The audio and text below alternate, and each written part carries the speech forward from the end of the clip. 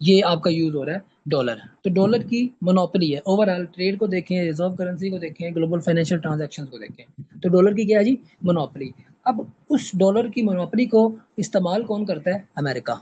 ठीक है, मुख्तलिफ सैंक्शंस लगानी हो किसी का कंट्री के ऊपर, ठीक है, कोई किसी कंट्री के साथ ट्रेड बंद करनी हो, किसी के एसेट फ्रीज करने हो, ठीक है, तो उसको फिर अमेरिका यूज करता है एज अ वेपन। इसे हम कहते हैं डॉलर वेपनाइजेशन।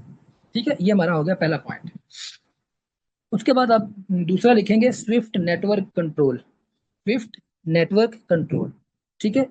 इससे पहले कि हम मूव ऑन करें इस दूसरे पॉइंट की तरफ, आप ना दो पॉइंट पहले समझ लें। आप दो हेडिंग्स दें जी सेपरेट। अब बेशक इसको बॉक्स में लिख लें। एक आप लिखें जी स्विफ्ट, SWIFT, SWFIFT स्विफ्ट। दूसरा आप लिखें OFAC, OFAC। ठीक है, ये दो कॉन्सेप्ट समझ लेंगे तो आपको सैंक्शंस लगाना किस तरह लगाई जाती हैं, किस तरह ग्लोबल पेमेंट्स होती हैं, ये थोड़ा सा आपको समझ आ जाएगी आसानी से। फिर हम आगे जो है ना अमेरिकन हेजेमनी के ऊपर आएंगे कि अमेरिका किस तरह अपनी हेजेमनी को जो है ना वो इम्पोज कर रहा है दुनिया के ऊपर। अच्छा, स्विफ्ट के बारे में आप लिखें, इसकी फुल फॉर्म होती है society for world wide inter banking financial telecommunication. Inter banking financial telecommunication, ये फुल फॉर्म है जी स्विफ्ट की। ठीक है, अराउंड 200 कंट्रीज जो है ना, 200 कंट्रीज इसके साथ कनेक्टेड है। और आप समझ लें कि 11,000 फाइनेंशियल इंस्टीट्यूशंस इस स्विफ्ट सिस्टम के साथ कनेक्टेड है। 200 कंट्रीज और 11,000 financial institutions, these are connected to the SWIFT system. और स्विफ्ट की मैंने आपको फुल फॉर्म बताई। ठीक है,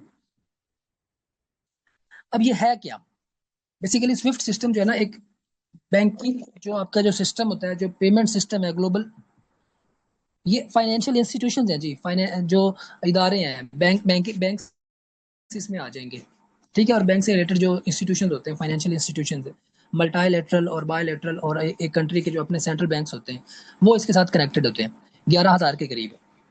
ठीक है, अब ये ग्लोबल पेमेंट सिस्टम के हवाले से ना एक मैसेजिंग नेटवर्क है, जो स्विफ्ट है ना, एक मैसेजिंग नेटवर्क है ग्लोबल फाइनेंशियल पेमेंट्स। ठीक है, उसके हवाले से एक मैसेजिंग नेटवर्क है कि आपने इस स्विफ्ट के थ्रू अगर कोई मैसेज प्रोड्यूस होगा तो ही किसी कंट्री के अंदर जो बैंक टू बैंक ट्रांजैक्शन होगी, otherwise bank to bank transaction जो है ना वो इम्पॉसिबल है। ठीक है, ग्लोबल पेमेंट्स के लिए आप ये कह लें कि रीढ़ की हड्डी है, नागुजीर इनएविटेबल एक एलिमेंट जो है उसे हम क्या कहते हैं, स्विफ्ट सिस्टम। ठीक है, फॉर एग्जाम्पल आप क्या करते हैं, आप एक कस्टमर है, ओके हमारा टाइम भी जो है ना उसमें कम रह गया, चलो देखते हैं इसको। ये दो कॉन्सेप्ट आप समझे, उसके बाद फिर ना आगे मूव करते हैं जी, मजीद दूसरा लिंक शेयर कर देंगे।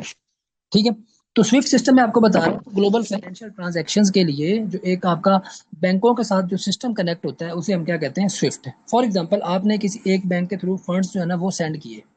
ठीक है, एक कस्टमर ने किसी बैंक के थ्रू फंड्स जो है ना वो सेंड किए। अब वो फंड्स जाएंगे बैंक ए में। ठीक है, और बैंक ए जो है ना अपना दूसरे बैंक को क्या करेगा, एक मैसेज देगा, स्विफ्ट मैसेज। ठीक है, फॉर एग्जाम्पल मैं बैठा हूँ जर्मनी में, मैंने यहाँ से फंड्स ट्रांसफर किए अमेरिका में। ठीक है, मैंने यहाँ से फंड्स ट्रांसफर किए अमेरिका में, मैं जर्मनी में बैठा हूँ। अब मैं जिस बैंक में के थ्रू फंड्स ट्रांसफर कर रहा हूँ, वो बैंक आगे मैसेज देगा किसको, अमेरिका के बैंक को, कि भाई इस बंदे के फंड्स हैं और ये आपकी तरफ आ रहे हैं। ठीक है, तो वो जो मैसेज गया स्विफ्ट मैसेज, उसे हम क्या कहते हैं, स्विफ्ट सिस्टम के थ्रू जो मैसेज जा रहा है। अगर ये मैसेज नहीं जाएगा तो बैंक टू बैंक ट्रांजैक्शन नहीं होगी। ठीक है, और ये ट्रांजैक्शन फिर आप जो भी कर रहे हैं, ट्रेड के लिए कर रहे हैं, डिफेंस के लिए कर रहे हैं, ठीक है, या ओवरऑल कोई वैसे फाइनेंशियल ट्रांजैक्शन कर रहे हैं, ये पैसे आपके नहीं जा सकते। तो ये होता है आपका स्विफ्ट सिस्टम। और इस स्विफ्ट सिस्टम के ऊपर मोनोपोली या कंट्रोल किसका है, ये जी आपका वेस्ट का है। ठीक है, क्योंकि इसका जो हेडक्वार्टर है वो आपका है कहाँ पे, बेल्जियम ब्रसल्स के अंदर, यूरोप वेस्ट के अंदर। ठीक है, यूरोपियन कंट्रीज के अंदर। और ये कनेक्शन किसका है इसके साथ है जी, अमेरिकन डॉलर का। ठीक है, तो डॉलर में ये सारे मामला सेटल होते हैं और फिर इसके बाद आगे जो है ना वो कन्वर्ट होता है डिफरेंट करेंसीज के अंदर। तो यहाँ पे हम ये देख रहे हैं कि जो स्विफ्ट सिस्टम है उसमें अगर कोई कंट्री उसमें मौजूद नहीं है तो वो किसी दुनिया के दूसरे कंट्री के साथ लेन देन नहीं कर सकता। ठीक है, तो यहाँ तक ये बात क्लियर है स्विफ्ट वाली। आगे चलते हैं, दूसरा मैंने आपको लिखवाया OFAC। ठीक है, organization of foreign assets and control. Organization आप इसको ना लिखें, इसको लिखें आप office, office of foreign assets and control, OFAC। ठीक है, OFAC, office of foreign assets and control. ठीक है जी।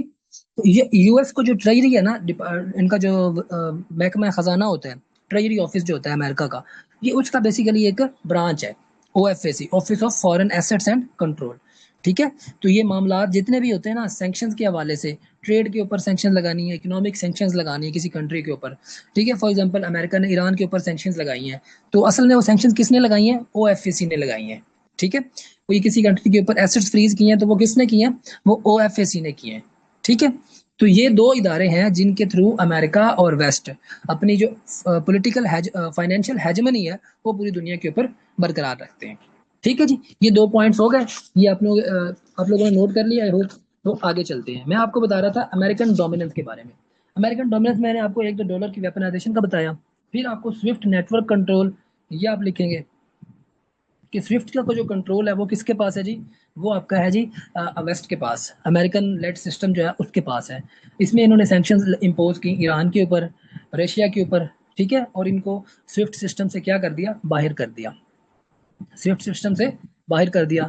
जब ईरान ईरान के ऊपर मसले मसाइल बने, ईरान को इन्होंने निकाल दिया। लाइक वाइज जब इनका न्यूक्लियर का जो मामला ज़्यादा खराब हुए, ठीक है, तो इन्होंने ईरान को स्विफ्ट सिस्टम से बाहर कर दिया। लाइक वाइज इन्होंने, जब रशिया यूक्रेन वॉर होती है 2022 में, तब इन्होंने रशिया को स्विफ्ट सिस्टम से जो है ना वो एक्सपेल कर दिया, ताकि ये ग्लोबली जो है ना फाइनेंशियल ट्रांजैक्शन में जो है ना वो पार्टिसिपेट ना कर सके। ठीक है, उसके बाद फिर IMF और वर्ल्ड बैंक, ये लीडरशिप ये किसके पास है? ये भी वेस्ट के पास है। ठीक है। अब इसमें ना डिसीजन इस तरह होता है कि एक, जब ब्रिटेन वुड एग्रीमेंट हुआ था 1944 में, बेसिकली वहां पे एक कॉन्फ्रेंस हुई थी, ब्रिटेन वुड्स कॉन्फ्रेंस 1944 में। उसके तहत ये इदारे बनाए गए थे, IMF और वर्ल्ड बैंक। और उसमें एक अनरिटन एग्रीमेंट भी हुआ था ये, कि जी जो IMF होगा उसका जो लीडर होगा वो यूरोप से आएगा, और जो आपका वर्ल्ड बैंक होगा उसका जो लीडर होगा वो कहाँ से आएगा? अमेरिका से। ठीक है। IMF की जो करंट चीफ है ना, क्रिस्टलिना जॉर्जिवा, ये कहाँ से है? बल्गारिया से, ये यूरोप से है। ठीक है। तो इसी तरह हम अगर देखते हैं वर्ल्ड बैंक के करंट प्रेसिडेंट वो है अजय बंगा। अजय बंगा ये आपके कहाँ से हैं? ये अमेरिका से हैं। ठीक है। तो वो एक एक अनरिटन एग्रीमेंट जो कि ब्रिटेन वुड्स कॉन्फ्रेंस के दौरान हुआ था 1944 में, उसके तहत ये तय पाया था कि जो यूरोप और अमेरिका